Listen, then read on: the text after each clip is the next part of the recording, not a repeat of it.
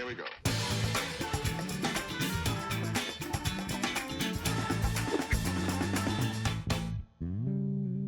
Hello and welcome to Set Talks, the podcast that helps you navigate and connect with the Colorado film scene. I'm your host, Nick Fiorella. Today's guest is Claire Taylor. Claire is the Director of Programming for SeriesFest. SeriesFest is a nonprofit organization dedicated to championing artists at the forefront of episodic storytelling. With year-round educational programs, incentives supporting underserved voices, and professional development opportunities, SeriesFest inspires, educates, and connects a worldwide community of creators. They host an annual festival each year in Colorado that you do not want to miss. Claire, thank you so much for coming on the show. I really appreciate it. Thanks for having me. Really excited to be here and learn all about what you're doing too. This is such an important platform to connect on. Nice, yeah, and I don't know, how's your week going? I'm sure this is what remind me of the dates? We'll hit on them again. Yeah, it's coming in fast. April 29th to May 4th is SeriesFest season 11. So yes, my week is kind of like being in the middle of a hurricane right now. I'm sure, yeah. Just a lot of guests excited to come into town and do some, unique programming with us and have 100 questions because they've never been to Denver before, let alone Colorado. So excited to just be hosting hundreds of people, but they're all in my inbox right now, Sure. I bet it's madness the month leading up. If not, you guys are probably planning this for a good 6 months at least, right? Yeah, we really start the majority of our festival programming in December and January is really when things start to click, where we can really utilize things like going to Sundance or to South by Southwest and meeting with our network studio friendlies and starting to get a sense of what's coming out in the spring, what they're excited to push out for award season, and really what's happening in the trends of the industry. So that's kind of when it starts, but honestly, it's all year round anymore. Oh, I'm sure. Well, before we dive into the details of the festival, tell me about you. Like, how did your experience leading up to, working for the team at SeriesFest and stuff like that. I guess maybe, starting from college or even just when you got the bug to get involved in this stuff, all the way leading to, getting the job as the program director at SeriesFest. Sure. I'm actually from Colorado. I'm the only team member at SeriesFest that is born and raised here. I grew up in Summit County. My parents met in Keystone, so I love to shout that out because a mountain girl working in entertainment, we're a unique breed. I really, I grew up in Summit County. I loved doing theater and was really interested in performing. So I went to the University of Northern Colorado in Greeley and did their theater arts and education program, really focusing on musical theater.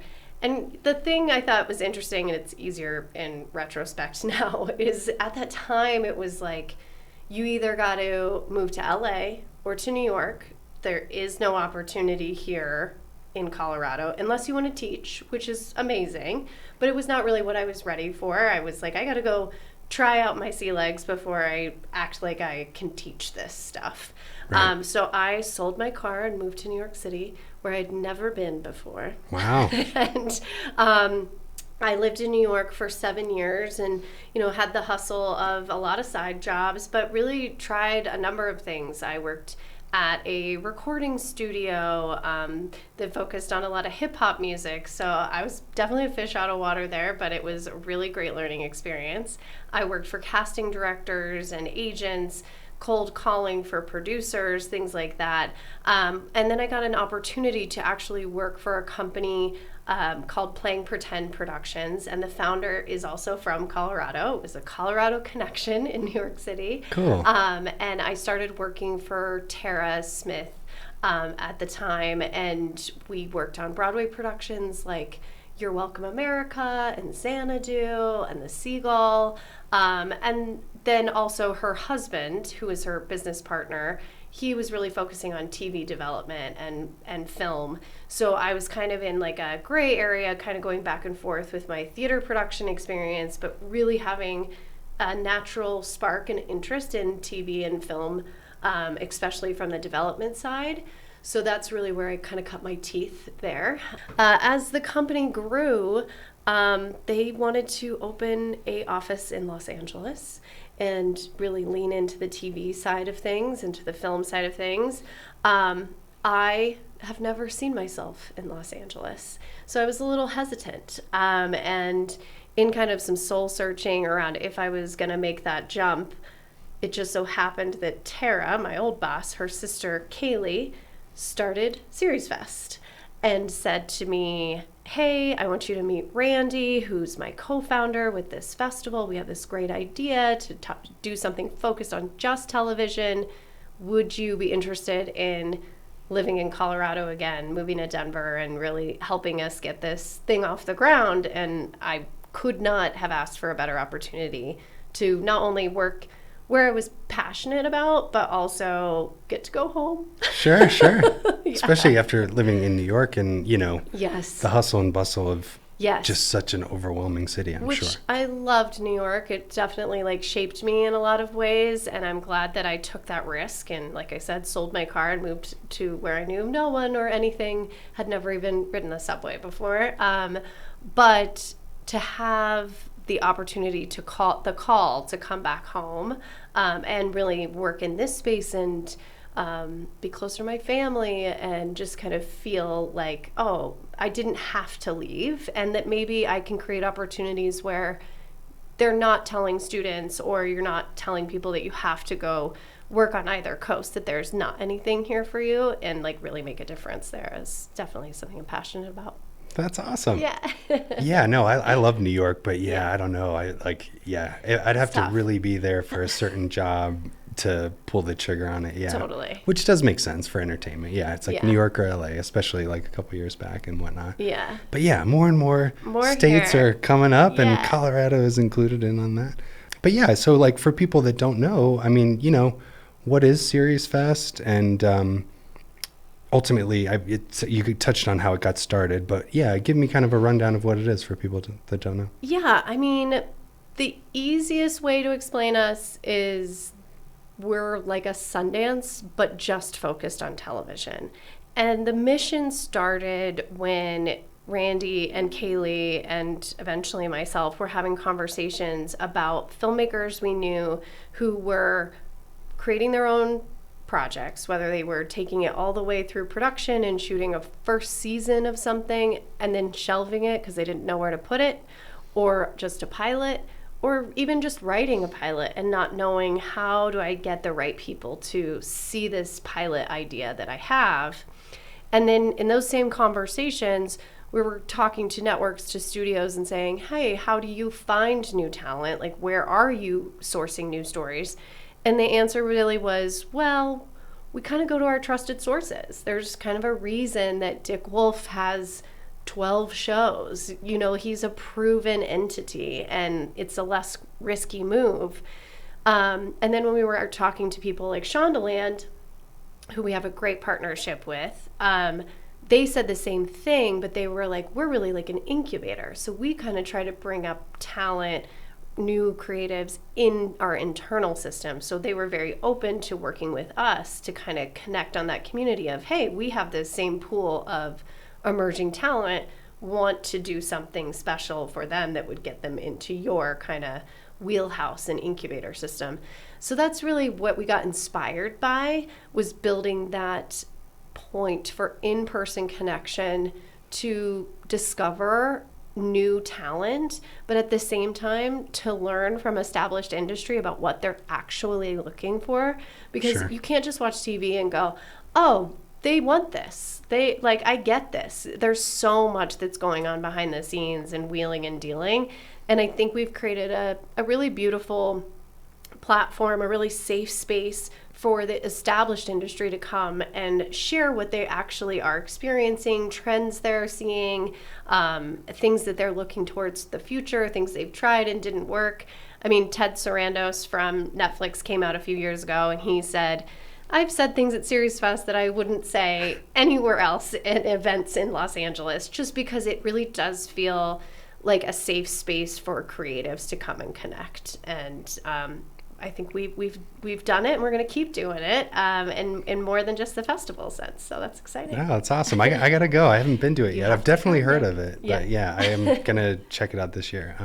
Well, what does the festival look like in terms of like, like a traditional film festival? It's like they're screening films and short blocks and this and that. I mean, is it like kind of like at South by Southwest this year with the studio, where it's like they screened the first 2 episodes? Is it like screening pilots, workshops? Like what does it all look like? Yeah, it's kind of a combination of things. We definitely, for our network premieres, we're most likely just showing the pilot episode. Sometimes that's stuff that has not had an air moment yet, like we're premiering The 4 Seasons, which is a new Netflix show that Tina Fey created and stars in with Steve Carell and Will Forte. So we'll do a screening of the pilot, and that will be followed by a conversation, in this instance with the showrunner Tracy Wigfield and one of the stars, Marco Calvani, who we're actually awarding a Breakthrough Actor Award to. So you get the chance to hear from their perspective on what it was like to work on the series and make something so special. So that's kind of like one of our network events. We do a lot of those. We probably do about 7 of those throughout the 6 days. And it varies from Netflix to Peacock, to Acorn and AMC, what you're going to see there. And then for our independent competitions, those are blocked, kind of like what you mentioned with like a short festival, where you're going to see several, likely like 3 to 5 pilots inside one block, with a conversation with the filmmakers post the whole block of screenings. So they're kind of blocked by genre mostly, and runtime. Okay. So we see things that are, 45 to 60 minutes, more traditional runtime. And then we also have a digital short series competition that has like 15-minute pilots. So you might see 2 episodes from that. But really trying to celebrate filmmakers that are making interesting content, and it's not about their runtime, and it's not about the money that they had to put into it. It's what they achieved in the time that they gave themselves to tell the story. Sure. So are those like snippets of full-length episodes, or are these meant to be almost like web series, or just out of they're curiosity? more, the digital short series are more like web series, but Okay. I don't know, like for me, what I see as a big trend in TV right now, like The Bear's a really good example, is there's no episode that has the consistent runtime. Like sometimes you're seeing an episode that's 20 minutes, sometimes you're seeing a full hour. We just got an hour and a half of The White Lotus. So runtime feels amorphous. Sure. And that's kind of why we decided to do the digital shorts series competition, so that we could honor what's happening there, because it's really about serving story and not necessarily about filling airtime in the traditional network sense anymore. Sure. No, that's a good point. That's interesting. Yeah, it's like I see shows that are like 42 minutes or whatever, where it's like, I don't know, probably just carrying over the same scripting format from what they know. But then there's ones that are like 23 minutes, but then there'll be randomly like a 37-minute episode in there. So like, that's interesting. And they don't have to worry about commercials the same way that, or maybe actually it could be a worry, because on some platforms, if you don't pay the extra fee, you do still get commercials.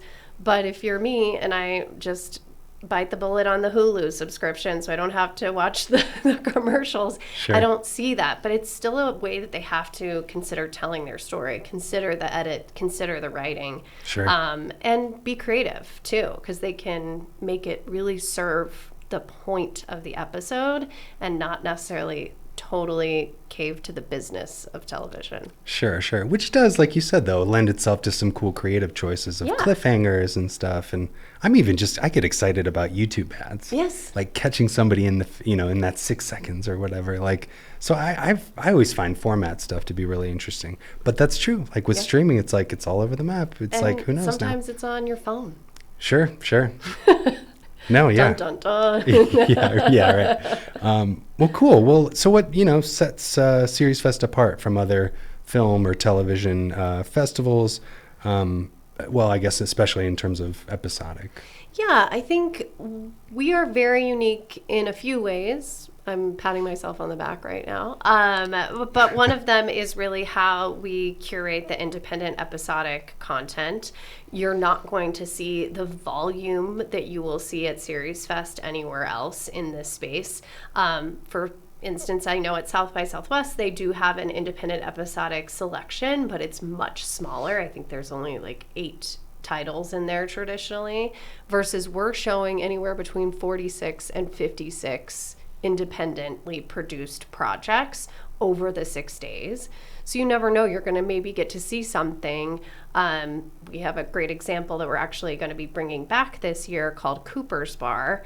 That Cooper's Bar premiered in our digital short series competition in a block, the whole situation that I just described. And then we actually helped them to find a producer and who fell in love with the project through SeriesFest and meeting with them. And they helped them pitch to AMC, and they just finished their 2nd season on AMC Plus. That's cool. So you might come to SeriesFest and see something that you're going to get to see more of. It's almost like a discovery of, like, wow, this could really change the mold for how TV gets made, or like be some big talent discovery. So that's a very unique thing, I think, to us. And the other really unique thing is that we are the only festival in the US that does international episodic content. So we have an international spotlight where we showcase series from around the world that are looking for US homes.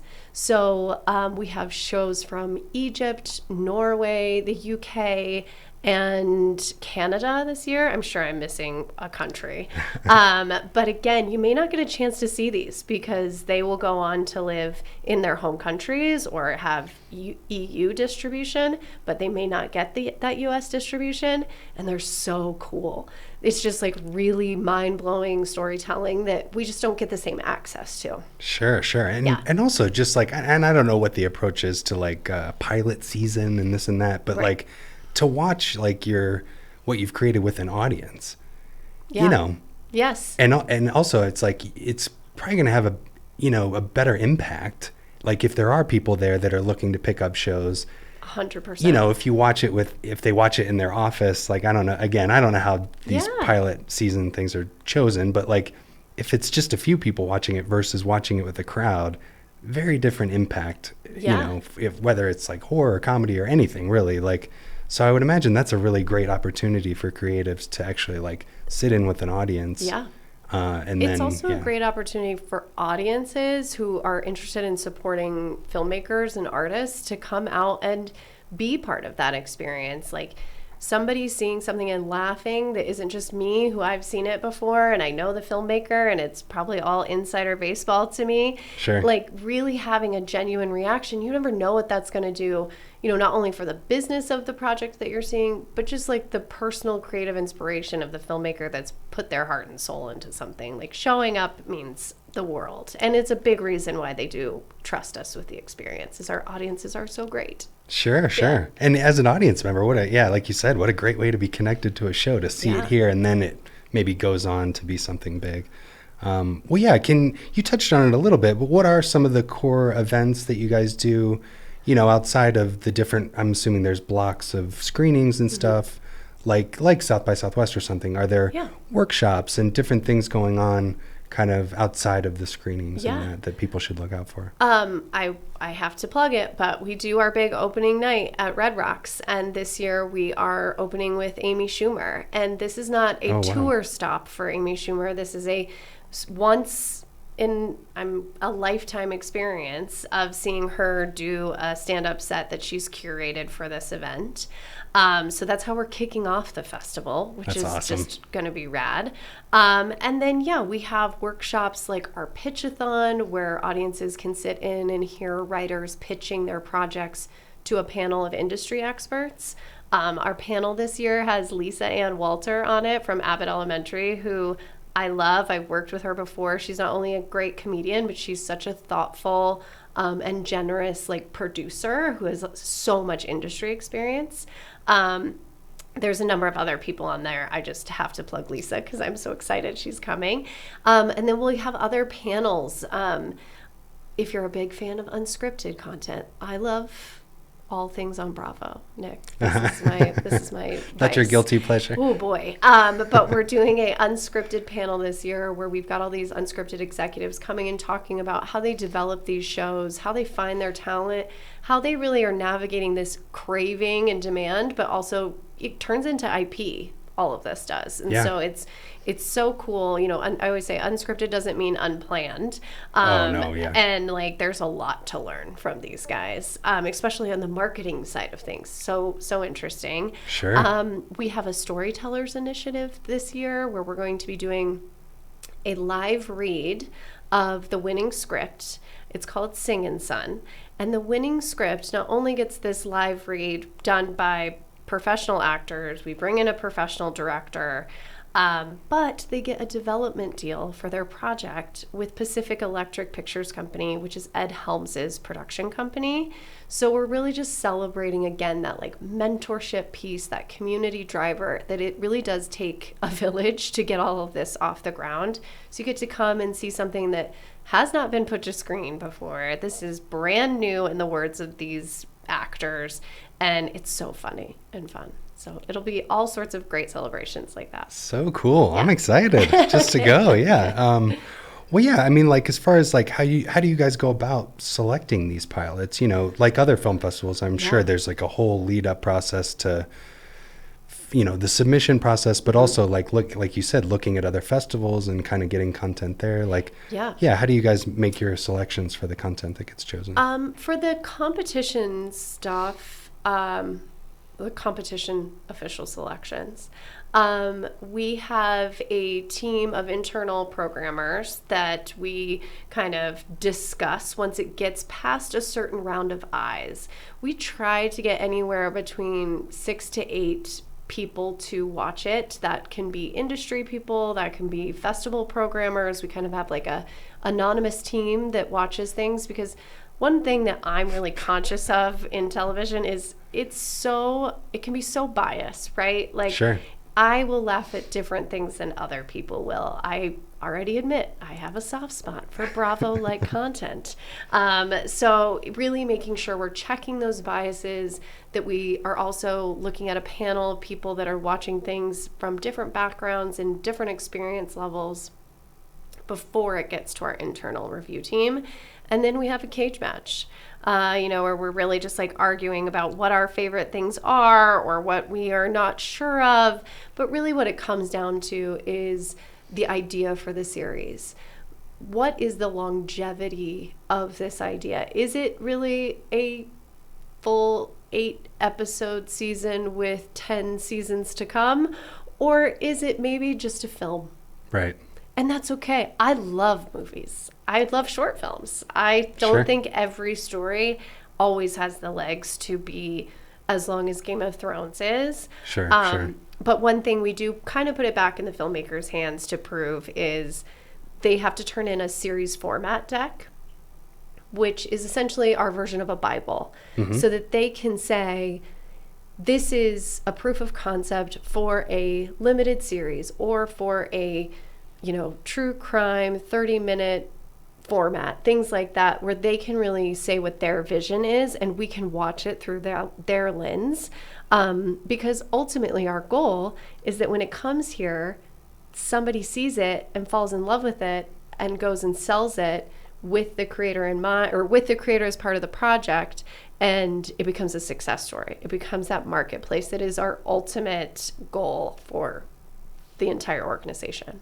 No, it's awesome. Well, just on that note, I mean, for anyone putting something together, do you have any kind of do's and don'ts of like putting together a Bible and that pilot episode? Like, do you have any advice for certain things like that they need to nail and that sort of thing? Like prep work on the Bible and any kind of like written work, but also like the episode itself.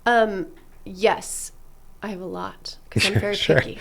As you should be with your role, I think we really also try to put out resources of what we expect to see and what the difference is in this document than a traditional show Bible, which may be 45 pages. We're really only asking for 10 pages, and being really specific to the vision that you have. And most importantly in that Bible is why you are the right person to sell this series, to tell this story. Because there's oftentimes, it really does need to come from personal experience, especially when you're an emerging filmmaker, to be trusted with this particular idea.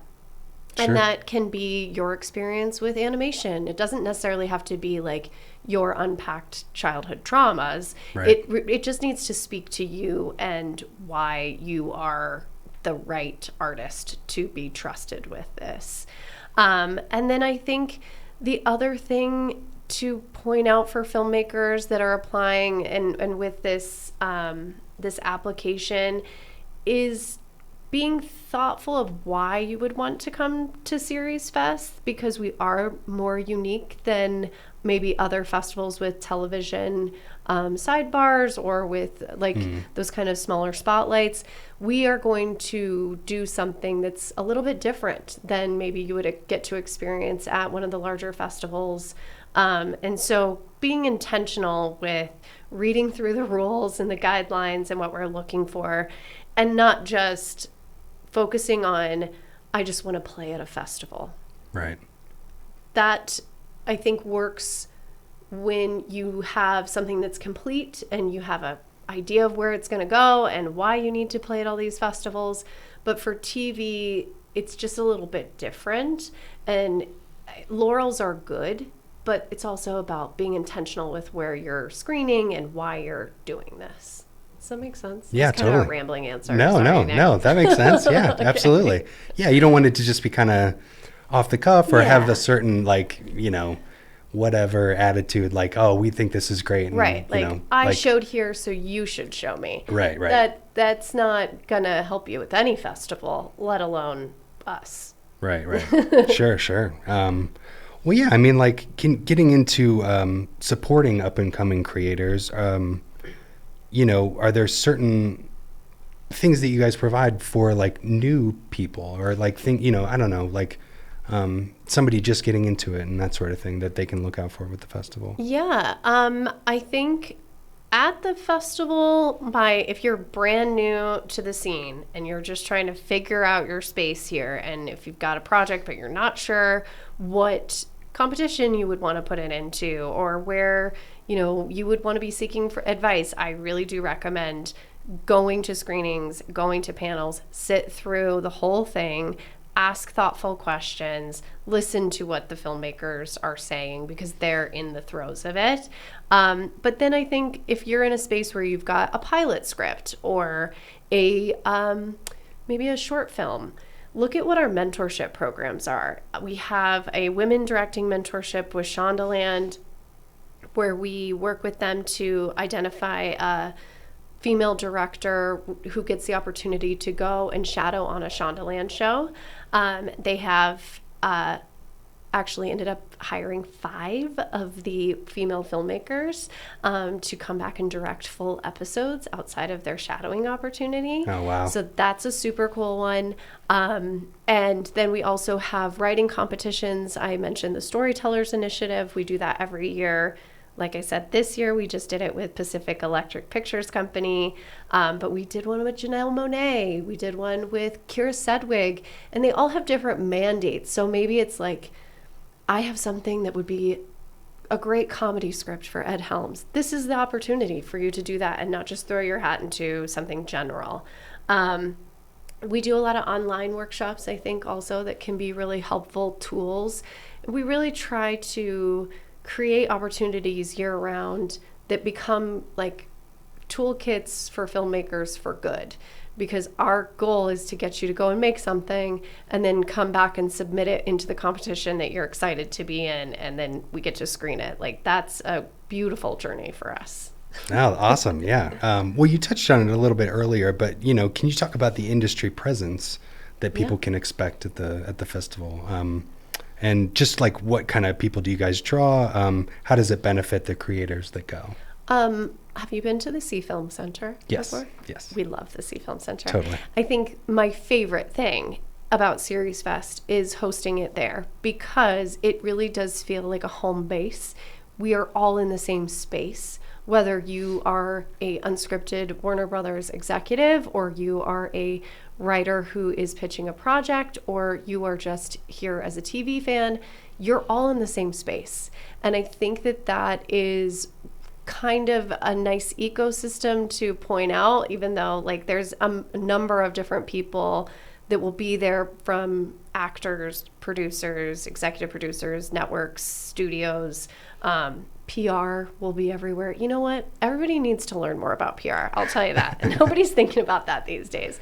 Managers, agents, and we're all kind of captive in that space. And one of the reasons that we chose Denver, outside of me just wanting to come home, was that it really creates a destination festival feel, where majority of these people have never been to Denver before, and this is what they know. If they've been to Denver before, and it's probably for SeriesFest, this is their home base. Like, they're excited to be here too, and they're kind of captured in a different way, not like a hostile way, but like nobody's really worried about running home to, you know, pick up the kids or let the dog out or be in their day to day. They're really there to do the business and to do the connecting and the networking. So I think that is, I think that was the answer. What was? Yes. No, I mean, just like, you know, the draw that it brings and stuff like that. Yes, that's the draw, and, for sure. Yeah, and I'm like going to South by Southwest or whatever, I found most people to be super chill and approachable. Like, you know, I wouldn't get too into the weeds with like, oh, should I talk to them? It's like, you know, sure, yeah, introduce yourself. I mean, you don't want to like maybe start grilling them with an insane amount of questions and stuff, but like they're people too, and they're here to have fun at the festival. So like, you know, I would assume it's usually pretty chill. It's very chill, and I think very safe space. My advice is always like, you just never know who you're sitting next to, and listening to what they have to say, and not assuming that because they have, you know, Netflix on their badge that you know everything about Netflix. Like, that's a huge company, and everybody has these different divisions that they're in, and so their approach to making TV is going to be unique to their skill set. So really taking the moment to like take a deep breath and just listen to each other. I mean, that should just be the motto for 2025. But I think especially when you're in a networking setting and at a festival, for sure. And I always encourage people at events like this too. It's like, you never know who you're sitting next to. So it's like, I would just be open to talking to anyone. They don't need to necessarily be a famous person, but you know, you never know. You might talk to somebody who's a producer that seems super low key, but then all of a sudden it's like, oh, well, you know, you fit into kind of the, you know, the fold of what they're looking for. Who knows? Yes, you never know what opportunity is sitting next to you, and that can be even just like creative inspiration. You know, you could be sitting next to somebody that likes what you like, or maybe dislikes what you dislike, and you can bond over that, and then it creates a friendship or can create a business relationship. And that's just not going to happen if we're all just sitting at home watching TV. Right. So it's that audience kind of thing of being there together and laughing together, crying together, and listening together. Sure. And as a Colorado local, it's like, you know, anyone coming in to check out this festival is going to be interested in getting some advice of where they should go take a hike, like on the extra day they have, you know. So in terms of the restaurant scene, come and brag about it, you guys. Like, maybe not just Casa Bonita, you know. Everybody's always like, I just want to go to Casa Bonita, and I'm like, okay, also there's some amazing great places to check out. Sure. Well, on the note of like Colorado locals and stuff, you know, how does SeriesFest influence and help grow like the local Colorado film scene? Obviously just by being here and the influx of what it does for that. But like, how do you guys support the local film community? There's kind of a couple of different ways. We have great partnerships, of course, with our friends at Whiff & Co. And then we love the CFEA and Denver Film.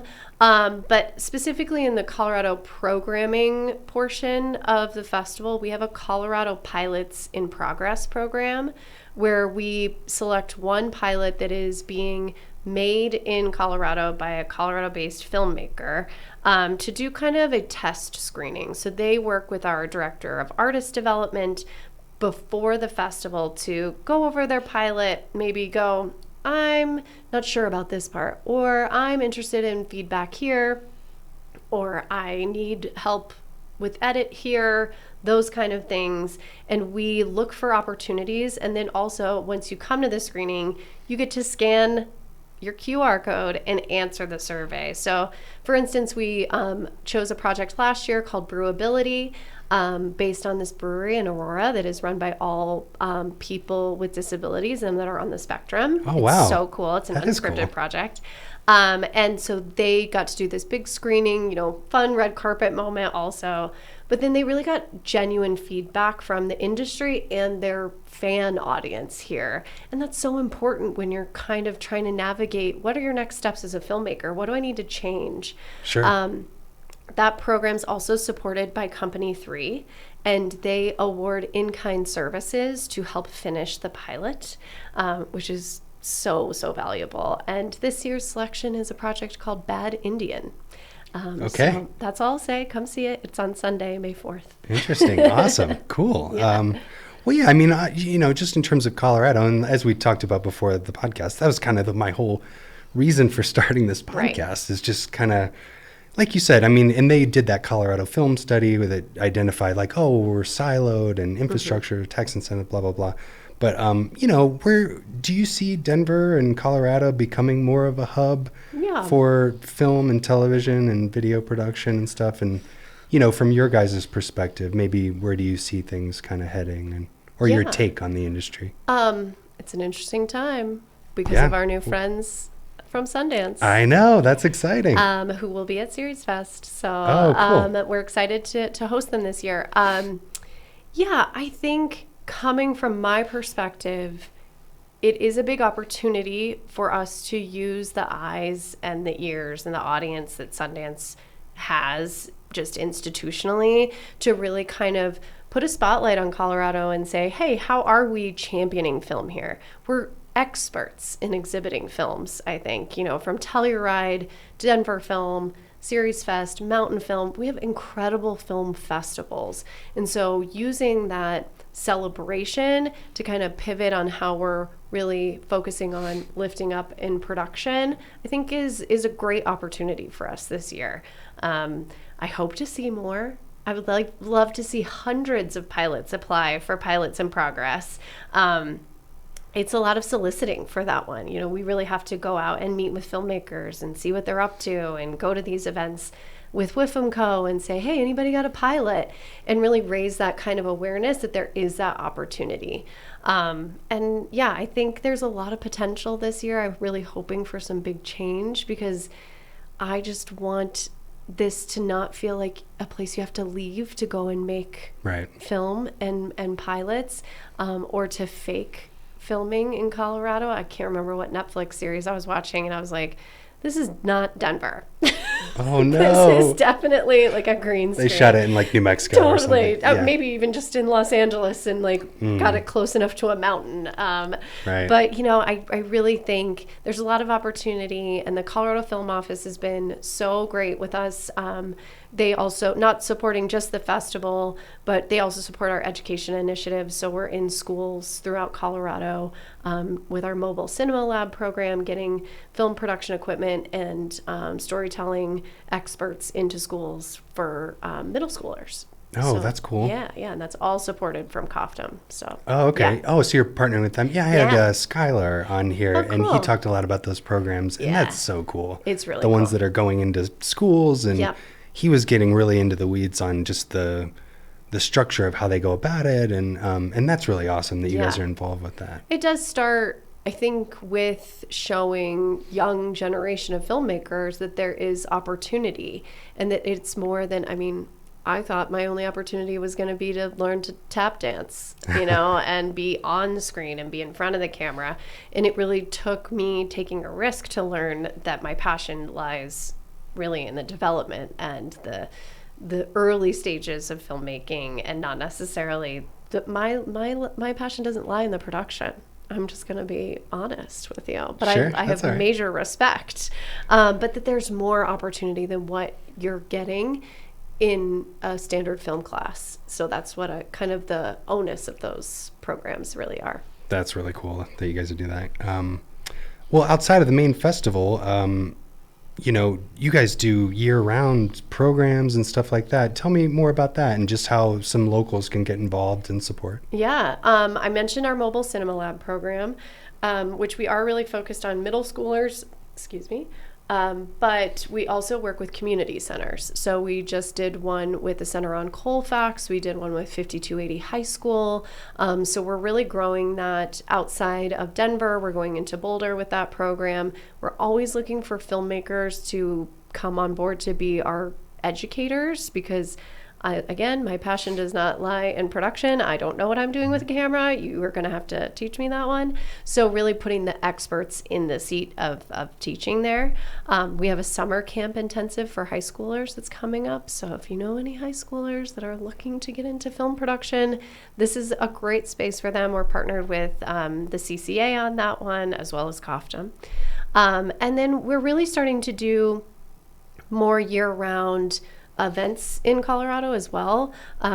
We just did one that was a fashion show of the White Lotus costumes. So we actually brought in the White Lotus costume director, Alex Bouvard. We did a 35 model runway show. Wow. With all clothes inspired by her costuming, which is just so cool, but really did some cool conversations around what is a costume designer? How does that job actually function? Sure. So more community events like that, and coming out and just, seeing what we're working on and being part of it. I also think like volunteering is really a great way to get involved with both SeriesFest and Denver Film Festival.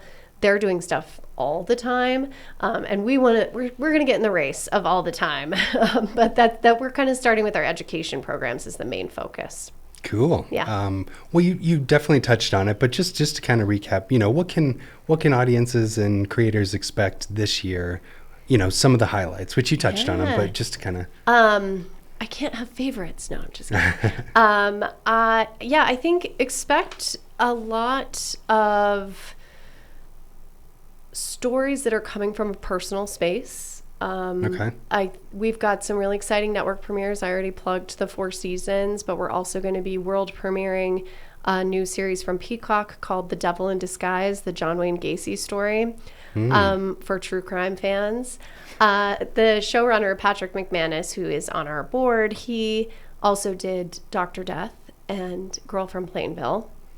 So Definitely, we love true crime. But I think what's unique to his storytelling style is he does really focus on the safe space of doing true crime stories and making sure that it's not just sensationalizing or scaring the audience, that it's really like a learning of, for instance, with A Girl from Plainville, really being about like the dangers of social media and how much that affects your mental health. And he really comes with resources of, hey, we've done the checks on this and we really want to create a space for conversation and not just a space for you to like make sure your doors are locked at night. Right. So that's definitely a big highlight for me, and a lot of international content. Again, our series from France this year, there's this one called Enjoy, and I'm just obsessed with it. I will be surprised if one day there's not an American version. So I love seeing things that are really at the very beginning of their journey and just diving into the pool with them. And come and trust that we are going to curate a great experience for you and that there's something for everyone and you're going to have a great time. I hear it's like going to summer camp. I don't feel that way because I'm working, but that's what everybody else feels. So that's cool. Well, yeah, it sounds amazing. I'm looking forward to checking it out. Yeah. So for our listeners, how can people follow SeriesFest? So like website, social media channels that you guys are doing updates on, that sort of thing. Yeah, website. So we're on all the socials. I think we even have a TikTok. I don't personally, so I don't know what it looks like, but get in there if you've got the TikTok. I also think the newsletters are a really great resource to keep up with us year round and hear, kind of breaking news of what we're working on and how we're doing virtual programming. It's a place where we definitely will tell you first if we do like a fashion show. It will definitely like break on the newsletter first. So that's a great place to keep up with SeriesFest. Nice. And I'm assuming you sign up on the website? You sign up on the website. And one more time, it's? www.seriesfest.com. Nice. Yes. All Well, resources are there. Awesome. Well, Claire, thank you so much for doing this. I really appreciate it. This has been awesome chatting with you. And yeah, I can't wait to go to the festival. I think I had something going on last year and I couldn't make it. But yeah, I've been meaning to go since I moved here. So yeah, I'm excited to check it out. And yeah, thanks for doing this. I appreciate it. Thank you. And thanks for doing things that are really focused on Colorado and kind of, standing up to the man that's saying that we're all siloed, getting us together. I really love that and feel very aligned. Awesome.